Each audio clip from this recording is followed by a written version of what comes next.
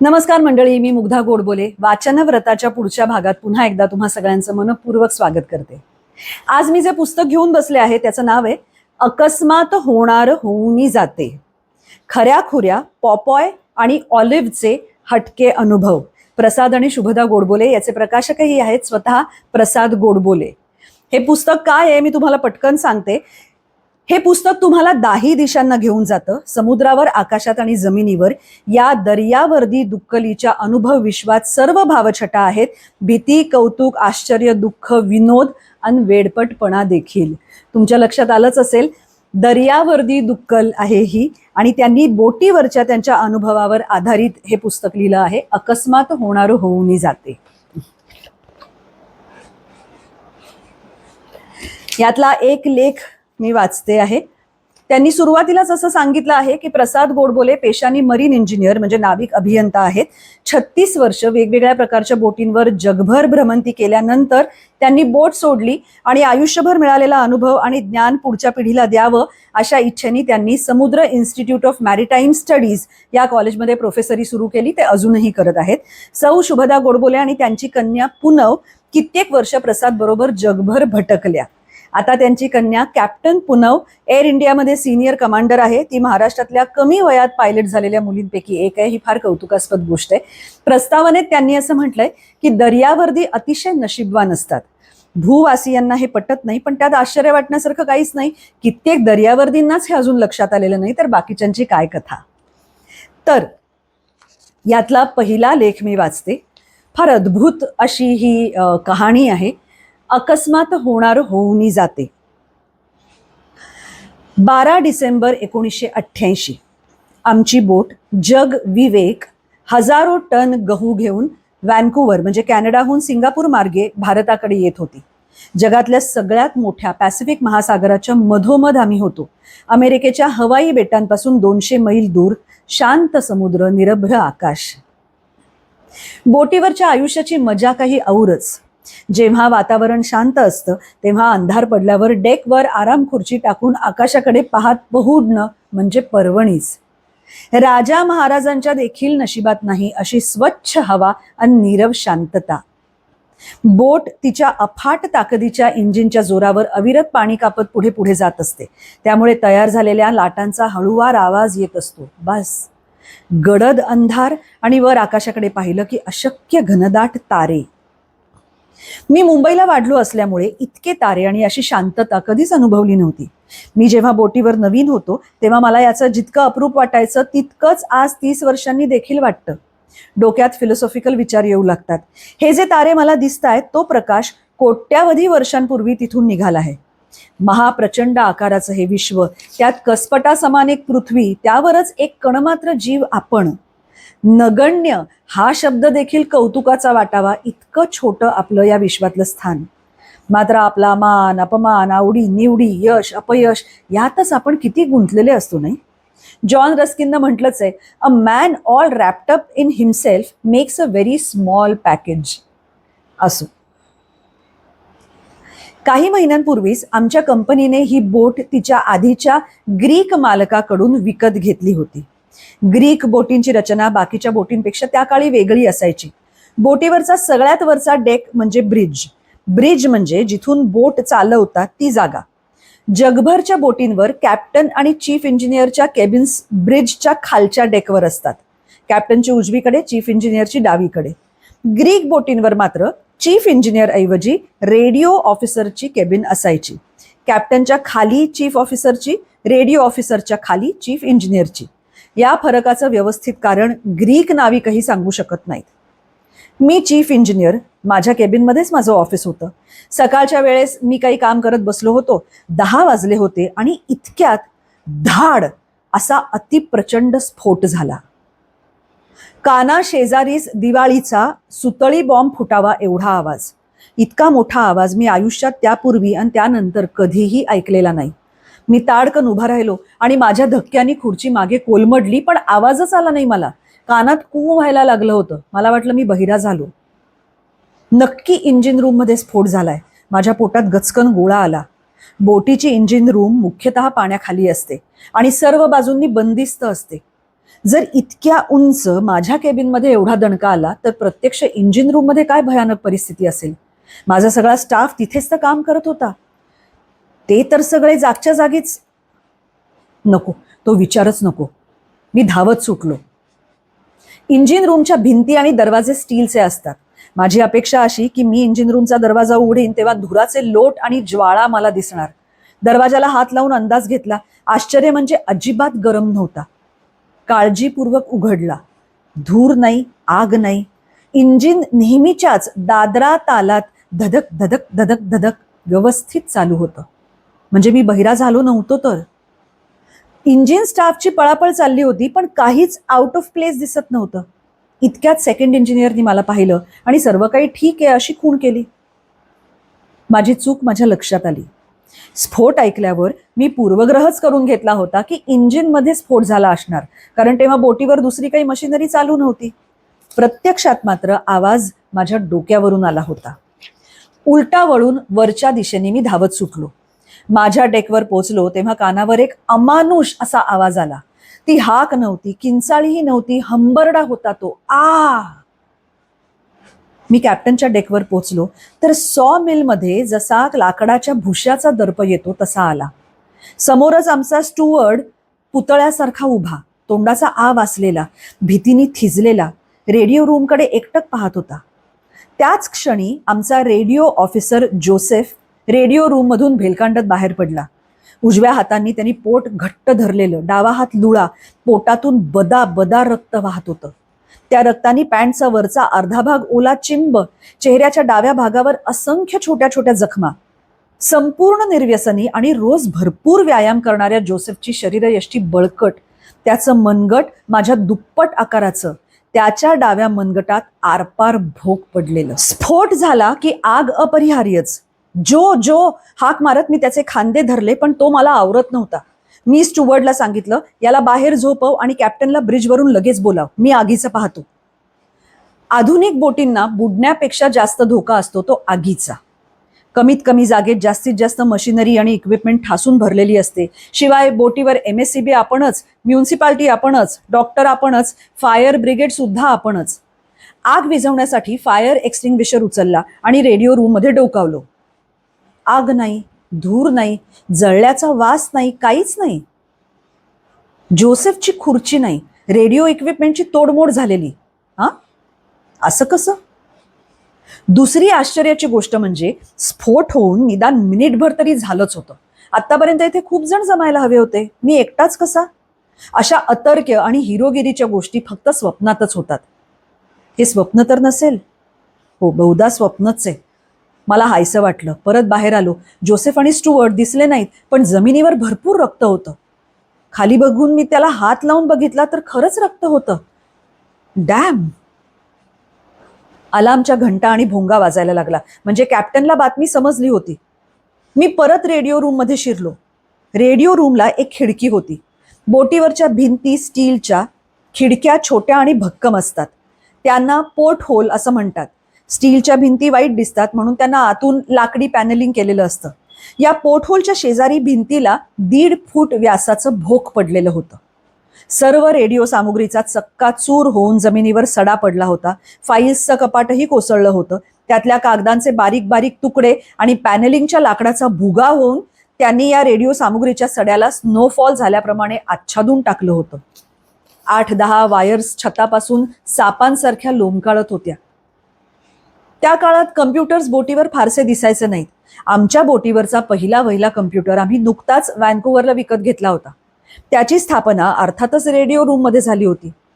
त्या दशकात पंजाबमध्ये खलिस्तान प्रकरण जोरात होतं. आमची बोट भारतीय. आमच्या बोटीवर बॉम्ब लावण्याची धमकी तिथल्या पोलिसांना मिळालेली होतीच. बोटीभोवती पोलिसांनी संरक्षक कडं उभं केलं होतं. आम्हाला कोणालाही जमिनीवर पाऊल देखील ठेवायला परवानगी मिळाली नव्हती. या नव्या कम्प्युटरमध्ये बॉम्ब ठेवला गेला असणार आणि जोसेफनी तो स्विच ऑन करता क्षणी त्याचा स्फोट झाला असणार असा मी कयास बांधला. काही का असेना, बोटीला जे व्हायचं ते होऊन गेलं होतं. आता बोटीला धोका नव्हता. जोसेफकडे जाणं जास्त महत्वाचं होतं. मी मागे वळलो. जोसेफच्या केबिनकडे माझं लक्ष गेलं आणि मी दचकलोच. त्याच्या केबिनचं दार, कपाट, लिहिण्याचं टेबल, झोपायचा पलंग सगळ्याची मोडतोड झाली होती. समोरची भिंत ही देखील स्टीलची फुटून भगदाड पडलं होतं. या भगदाडातून मला बोटीचा डेक दिसत होता. एक खलाशी हातात डोकं धरून बसला होता. त्याच्या सोबतीला आणखी एक खलाशी होता. बाकी 8-10 खलाशी बहुधा अलार्मच्या घंटा ऐकून लगबगीने परत येत होते. माझ्या डोक्यात प्रकाश पडला. एक बॉम्ब मागची भिंत फोडून आत आला असणार. ही भिंत फोडताना बॉम्बचे तुकडे तुकडे झाले. हे तुकडे रेडिओ रूमचा नाश करून, जोसेफला इजा करून जोसेफच्या केबिनमध्ये शिरले. सामान तोडून पुढची भिंत फोडून बाहेर गेले. टॉर्चचा प्रकाश जसा पसरत जातो तसा या बॉम्बच्या विध्वंसाच्या वर्तुळाची त्रिज्या आत शिरल्यापासून बाहेर पडेपर्यंत वाढत वाढत गेली होती. यातला एखादा तुकडा डेकवर साधारण 300 फुटावर काम करत असलेल्या खलाशाला लागला असणार. हो, असंच झालं असणार. मग आम्ही अजून जिवंत का? बॉम्ब फुसका निघाला म्हणून? पॅसिफिक महासागराच्या मधोमध आपल्या बोटीवर बॉम्ब? प्रश्न इतका भन्नाट होता की उत्तर सुचण्याची शक्यताच नव्हती. आता इथे करण्यासारखं काहीच नव्हतं. जोसेफच्या मागावर निघालो. दुर्दैवाने माग काढणं अगदी सोपं होतं, कारण वर ब्रिजकडे जाणाऱ्या सगळ्या पायऱ्या रक्ताळल्या होत्या. मी ब्रिजवर पोहोचलो. कॅप्टनला झाल्या प्रकारची कल्पना दिली. जोसेफ कोचावर आडवा होता. छाती भात्यासारखी चालली होती. पोटावरचा हात तो काढू देत नव्हता. कॅप्टननी वैद्यकीय सामान आणायला जे लोक पिटाळले होते ते सगळी सामुग्री घेऊन आले. मालवाहू बोटींवर डॉक्टर नसतो. प्रथमोपचाराचं प्रशिक्षण हीच आमच्या डॉक्टरी ज्ञानाची तुटपुंजी पुंजी. वेगवेगळे अपघात, आजार वगैरे बाबतीत काय आणि कशी ट्रीटमेंट द्यावी, बँडेजेस कशी बांधावी याबद्दल सचित्र आणि अतिशय सोप्या भाषेत लिहिलेलं शिप कॅप्टन्स मेडिकल गाईड नावाचं पुस्तक असतं. जोसेफच्या पोटाची जखम नळासारखी वाहत होती.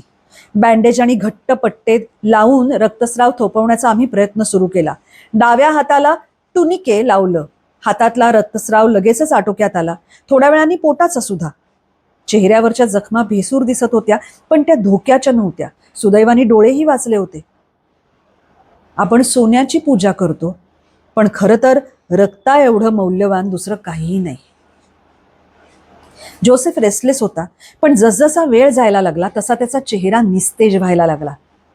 त्याच्याशी बोलून त्याला धीर देण्याचा प्रयत्न करत होतो, पण बोलताना आपलेच शब्द किती पोकळ आणि निरर्थक आहेत याची क्षणाक्षणाला जाणीव होत होती.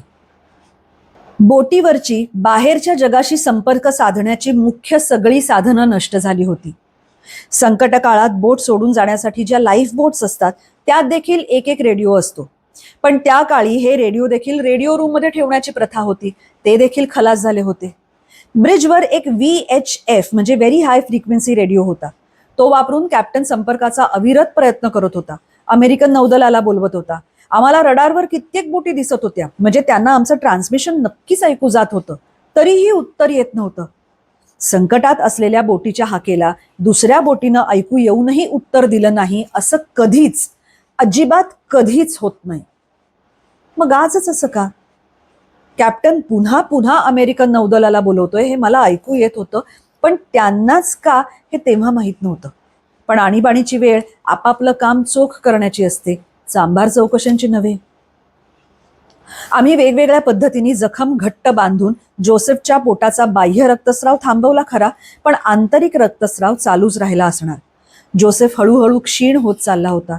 प्लीज, मला जगायचंय, मला मुलीला भेटायचंय रे.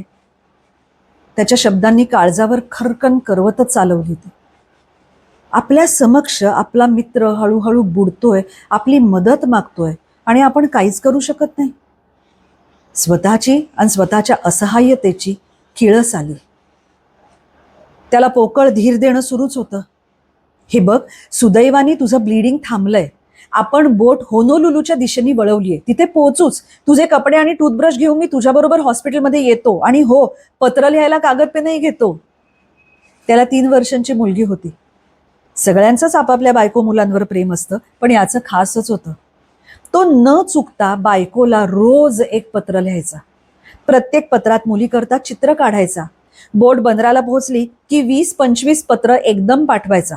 आम्ही त्याचं नाव लव्हबर्ड्स असं ठेवलं होतं, पण त्याला त्याची अजिबात फिकीर नव्हती. धन्य त्या मायलेकी ज्यांना दर महिन्याला 25 पत्र मिळायची. या प्रसंगाच्या 2 महिने आधीपर्यंत माझी पत्नी शुभदा बोटीवर होती. प्रेग्नंट राहिल्यामुळे ती उतरून घरी परतणार होती. जोसेफ अतिशय मितभाषी, त्याच्याकडून एकसंध वाक्य वदवायचं म्हणजे कर्म कठीण.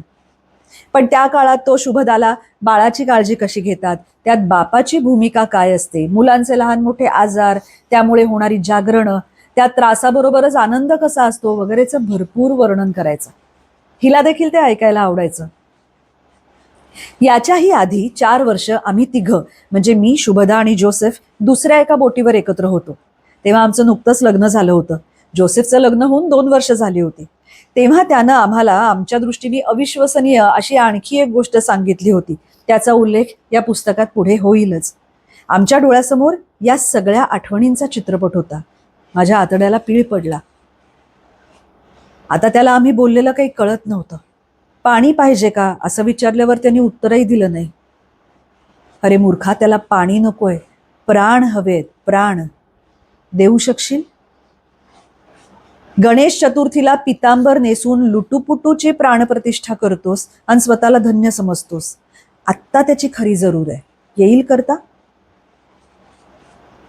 आपल्या गरजा भागल्यानंतर जे उरतं ते दुसऱ्याला देणं म्हणजे दान. ते फक्त स्वतःच्या समाधानाकरता असतं.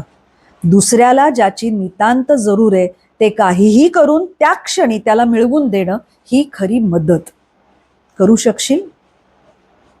अचानक जोसेफनी उठायचा जीवापाड प्रयत्न केला, पण ते त्याच्या शक्ती पलीकडचं होतं.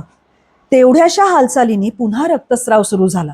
आम्ही आणखी 2 बँडेजेस वापरून लगेच थांबवला. बेअक्कल आम्ही. रक्त आम्ही थांबवलं नव्हतं, ते आपोआपच बंद झालं होतं, कारण त्याचं हृदयच थांबलं होतं. लगेच आम्ही कार्डियाक मसाज आणि माउथ टू माउथ रिससिटेशन सुरू केलं आणि ते वैद्यकीय मदत येईपर्यंत अविश्रांत चालूच ठेवलं. आम्ही जरी मानायला तयार नसलो तरी सत्य असं होतं की आमच्या गचाळ पहाऱ्यातून यमदूतांनी आमच्या लव्हबर्डला उचलून नेलं होतं. गोष्ट अजून पुढे बरीच आहे, पण आत्तापर्यंत जे झालं ते का झालं हे कळण्यासाठी 24 तास मागे जाणं जरूर आहे. झालं असं, जगातल्या कोणत्याही देशाचं नौदल जेव्हा लढाईचा सराव करू इच्छितं तेव्हा तो कुठे आणि केव्हा होणार आहे याची माहिती ठराविक रेडिओ लहरींवर म्हणजे फ्रिक्वेन्सीवर प्रसारित करतात. संदेश घेण्याचं काम रेडिओ ऑफिसरचं. त्याची दखल घेऊन आपापला मार्ग बदलण्याची जबाबदारी बोटींची असते. त्याप्रमाणे अमेरिकन नौदलाने माहिती प्रसारित केली होती. जोसेफ कामात चोख. नेमकं त्याच दिवशी काय झालं कुणास ठाऊक, त्याच्याकडून हे संदेश हुकले. पण परमेश्वराच्या राज्यात चुकीला क्षमा नाही. पहाटे 5 वाजता अमेरिकन नौदलाने आमच्याशी संपर्क साधून विचारलं, तुम्ही इथे काय करताय? काय करतोय म्हणजे व्हॅन्कुव्हरहून सिंगापूरला चाललोत. आमचा सराव सुरू होणार आहे काही तासात. तुम्ही मार्ग बदलून आता उत्तरेचा रस्ता धरा म्हणजे सरावाच्या परिघातून लवकरात लवकर बाहेर पडाल. आमची बोट उत्तरेकडे वळली. सकाळी 8 वाजता लष्कराने आम्हाला कळवलं, तुम्ही आता सरावाच्या आयताच्या बाहेर पडलेले आहात. आता तुम्हाला पश्चिमेकडे जायला हरकत नाही. लष्कराने सरावासाठी आयताकृती क्षेत्र ठरवलं होतं. पूर्व पश्चिम 100 मैल, उत्तर दक्षिण 60 मैल. म्हणजे आता आम्ही या आयताच्या उत्तर बाजूनी बाहेर पडून पश्चिमेकडे चाललो होतो. या आयतामध्ये नौदलांनी 2 भंगार बोटी ठेवल्या होत्या. त्यावर अर्थातच माणसं नव्हती. विमानं, पाणबुड्या आणि बोटींनी या भंगार बोटींवर मारा करायचा होता. आम्ही बाहेर पडल्यावर त्यांचा सराव सुरू झाला. आमच्या बोटीची दिनचर्या नेहमीप्रमाणे देखील सुरू झाली. डेकवर आणि इंजिन रूममध्ये सगळे आपापल्या कामात गर्क झाले. निष्काळजीपणे असं सरावाच्या परिघात शिरणं ही आमच्या बोटीच्या दृष्टीने फार नामुष्कीची गोष्ट होती. त्याबाबत कॅप्टननी जोसेफला फैलावरही घेतलं होतं. मात्र मला यातलं काहीच माहिती नव्हतं. मी, कॅप्टन आणि जोसेफ यांचा एक रोजचा ठरलेला शिरस्ता होता. मी 9:45 वाजता ब्रिजवर जायचो. कॅप्टन तिथे असायचाच. कॉफी पिता पिता दिवसभराच्या कामाबद्दल चर्चा करायचो. तोपर्यंत जोसेफही तिथे यायचा. पाठवायचे संदेश, टाईप करायची पत्र वगैरेचा मसुदा जोसेफला दिल्यानंतर मी 10:30च्या सुमाराला इंजिन रूमकडे रवाना व्हायचो आणि तो रेडिओ रूमकडे. स्टुअर्डचं काम म्हणजे आमच्या केबिन्स, ऑफिसेस वगैरे साफ करणं, जेवण टेबलावर लावणं, क्रॉकरी कटलरी धुणं वगैरे. तो या रेडिओ ऑफिसरच्या पाऊण तासाच्या गैरहजेरीचा उपयोग करून त्याच वेळेत रेडिओ रूम आणि रेडिओ ऑफिसरची केबिन साफ करायचा. त्याही दिवशी त्यांनी नेहमीप्रमाणे साफसफाई सुरू केली. लक्ष डोळ्यांनी बघून त्यावर नेम धरून क्षेपणास्त्र डागण्याची पद्धत अमेरिकेच्या आरमाराच्या बाबतीत तरी कधीच कालबाह्य झाली होती. रडारवर लक्ष्याचे अक्षांश, रेखांश, आकार, वेग वगैरे एकदा कम्प्युटरमध्ये भरून क्षेपणास्त्र सोडायचं आणि विसरायचं. Fire and forget. ते आपलं काम बिनचूक करणारच. एका वैमानिकाने 120 मैलावरून हार्पून नावाचं मिसाईल डागलं. ते सणाणत निघालं. मात्र त्या शहाण्यानं भंगार बोटीच्या अक्षांश रेखांशाऐवजी आमचे टाकले होते. जेव्हा असा सराव चालतो तेव्हा एक मोठी युद्धनौका सूत्रसंचालन करत असते. त्यांच्या लक्षात आलं की एक मिसाईल चुकीच्या दिशेने निघालंय. अशा नियंत्रणाबाहेरच्या मिसाईलला रफ मिसाईल असं म्हणतात. त्याला थांबवण्याचा त्या काळात एकच उपाय होता, तो म्हणजे विमानाने त्याला गाठून पाडायचं. महाकर्मकठीण काम. हवेत असलेल्या 2 F-15 विमानांना हे काम देण्यात आलं. तेव्हा आमच्या बोटीपर्यंत मिसाईलला पोचायला 4 मिनिटं लागणार होती. त्या दिवशी मला काही महत्वाचं काम असल्या कारणाने मी ब्रिजवर उशिरा जायचं ठरवलं होतं. आम्ही दोघं ब्रिजवर असणार या अपेक्षेने जोसेफ नेहमीच्या वेळेला ब्रिजवर आला तेव्हा मी तिथे नव्हतो. झालेल्या निष्काळजीपणामुळे तो खजील होता. काही न बोलता पटापट कॉफी संपवून तो रेडिओ रूमकडे रवाना झाला. मिसाईल पाडण्यासाठी दोन्ही विमानं निघाली. आमची बोट पश्चिमेकडे चालली होती. मिसाईल पूर्वेकडून म्हणजे आमच्या पाठीमागून येत होतं. विमानं दक्षिणेकडून म्हणजे आमच्या डावीकडून येत होती. त्यांची एकमेकाशी भेट आमच्या बोटी जवळच काटकोनात होणार होती. मिसाईल आपटायला आता 3 मिनिटं बाकी होती. मिसाईल आणि विमानं यांच्यात जीवघेणी शर्यत सुरू झाली होती. अत्युच्च तंत्रज्ञानाने बनवलेली 3 आयुध महासंहाराकरता तयार करलेली. तिघांनाही आपापलं काम फत्ते करण्यासाठी फक्त एकच संधी मिळणार होती. युद्ध नौकांना फोडण्यासाठी बनवलेलं हे मिसाईल, त्याच्यापुढे आमची बोट म्हणजे किस पेड की पत्ती. आमचं नशीब चांगलं की हे मिसाईल सरावासाठी बनवलं असल्यामुळे त्यात दारुगोळा नव्हता. पण कुठेही लागलं तरी ते आरपारच जाणार म्हटल्यावर बोटीवर सुरक्षित जागा अशी नाहीच. कॅप्टनची पत्नी आणि मुलगी धरून बोटीवर एकूण 29 जीव, पातळ धाग्यांच्या आधाराने लोंबकाळणाऱ्या 29 कठपुतळ्या. कोणता धागा कापायचा आणि कोणता नाही हे नियती कशाच्या आधारावर ठरवत असेल, का ठरवत असेल आणि कधी? शेवटच्या क्षणी. काळ रोरावत आमच्या दिशेने येत होता. आता 1च मिनिट. नियतीने टाकलेले फासे अजून घरंगळत होते. आम्ही सगळे मात्र अज्ञानाच्या रजईच्या उभेत निवांत होतो. जोसेफ रेडिओ रूम पाशी पोहोचला. स्टुअर्टची साफसफाई सुरूच होती. 2 मिनिटात संपून निघतो असं त्यांनी सांगितलं, पण जोसेफची थांबायची तयारी नव्हती. त्यांनी आज काम झालं नाही तरी चालेल पण लगेच चालू पड असा आग्रह धरला आणि नाखुशीनेच स्टुअर्ड रेडिओ रूम मधून बाहेर पडला. लगेच जोसेफ आत शिरला. बसण्यासाठी त्यांनी खुर्ची मागे ओढली, मात्र धाड. आपल्या ओठांवर एक सावज उभं आहे असं बघून मृत्यूनी जीभ फिरवली होती. तितक्यात अदलाबदल झाली होती. स्टुअर्टचा पुनर्जन्म झाला होता. मात्र त्यासाठी मोजायला लागलेल्या किमतीचं मोजमाप करायचं म्हटलं तर कुणाच्या फुटपट्टीने करायचं? स्टुअर्टच्या पत्नीच्या का जोसेफच्या? मदतीसाठी आमचा आक्रोश सुरूच होता. मात्र एकही बोट आम्हाला उत्तर देत नव्हती.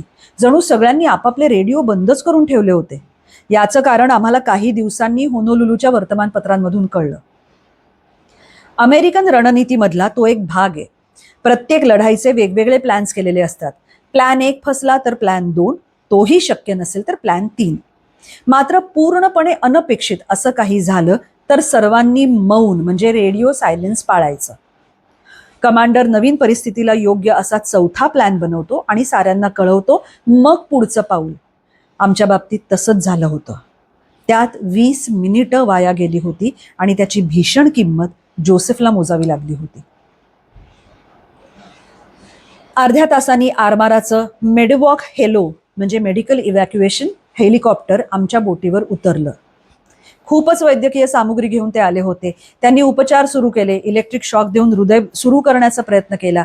ECG मशीन लावलं. बोट कायमच थरथरत असते, त्यामुळे की काय आलेखात छोटी छोटी शिखरं दिसत होती. आमच्या आशा पालवल्या. हॉस्पिटलमध्ये नेल्यास तो वाचण्याची शक्यता आहे असं आम्हाला सांगून त्याला हेलिकॉप्टरनी घेऊन गेले.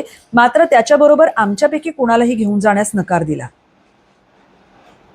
आमचा बाहेरच्या जगाशी संबंध तुटलाच होता. आमच्या सोबतीला एक डिस्ट्रॉयर दिली गेली.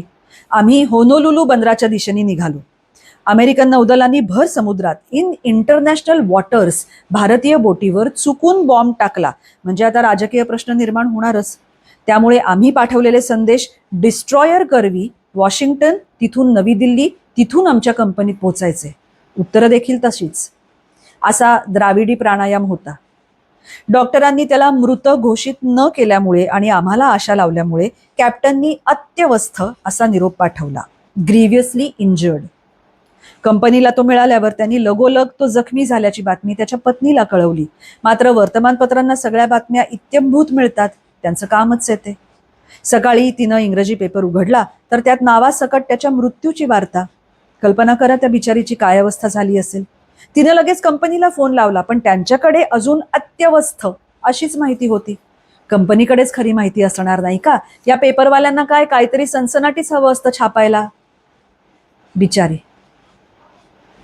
काल आम्ही जोसेफला पोकळ धीर देत होतो, आज त्याच्या पत्नीवरही तीच वेळ आली होती.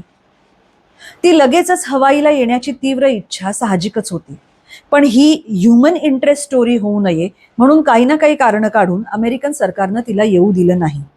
अशा कामात सरकारी यंत्रणा तरबेज असते सर्वच देशांची.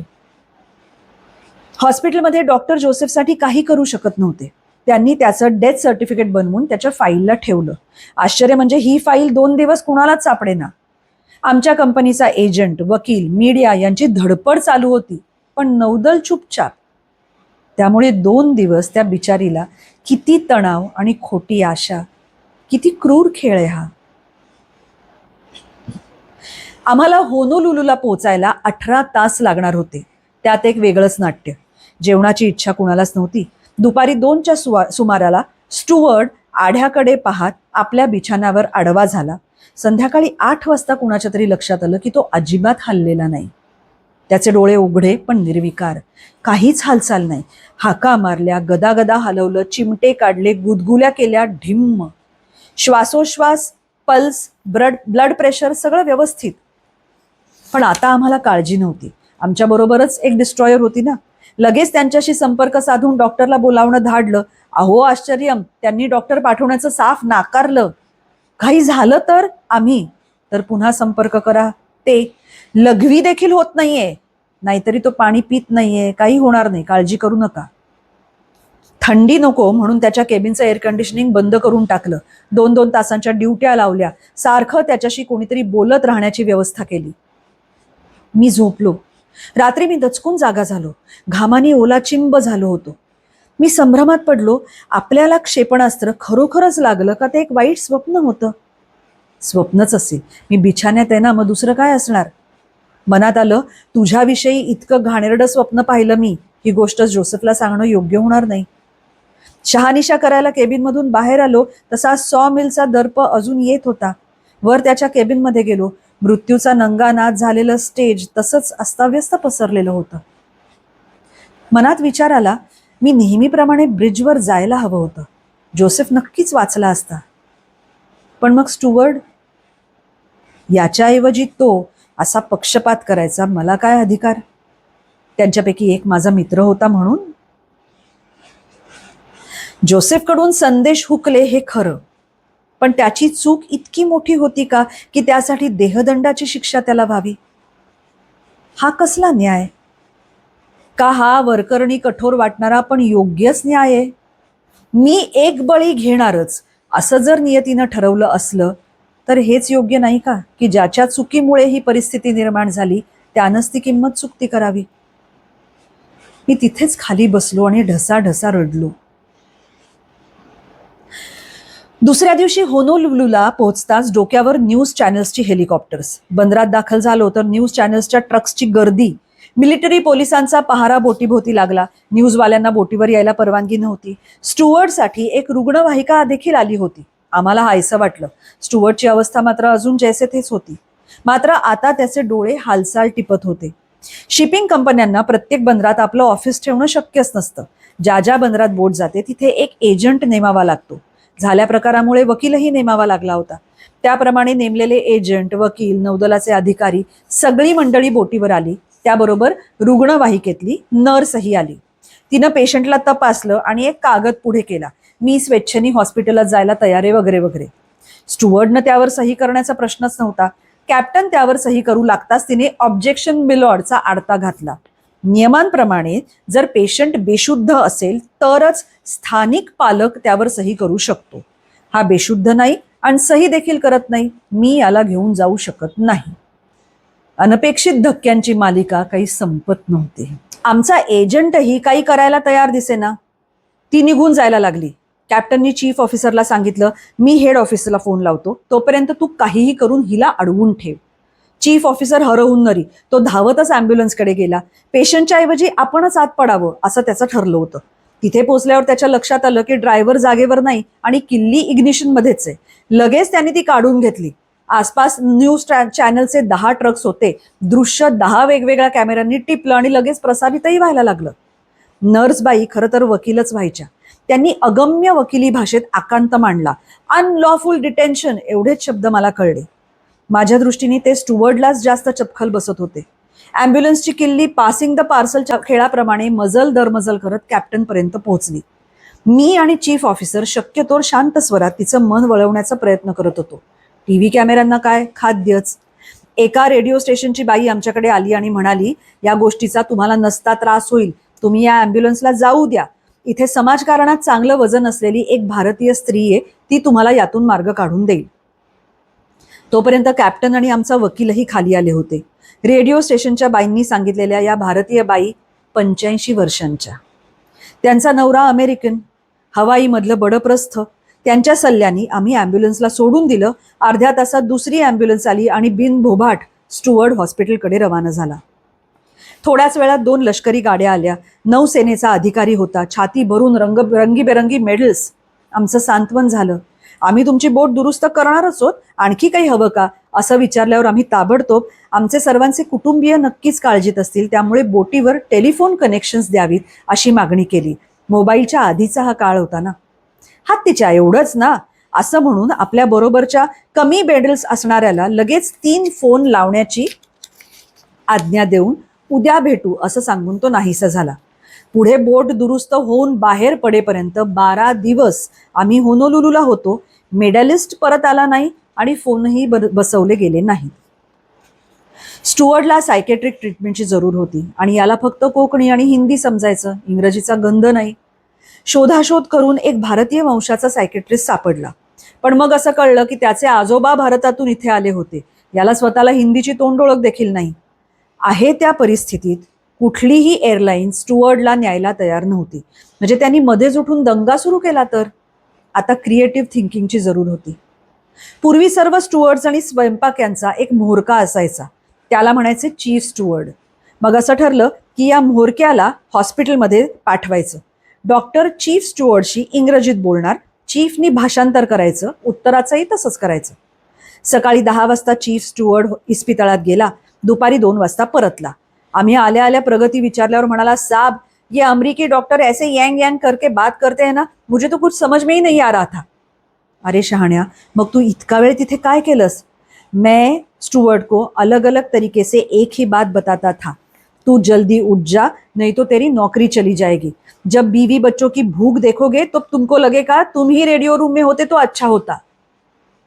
एकाच समस्येकडे पाहण्याचा प्रत्येकाचा दृष्टिकोन किती वेगळा.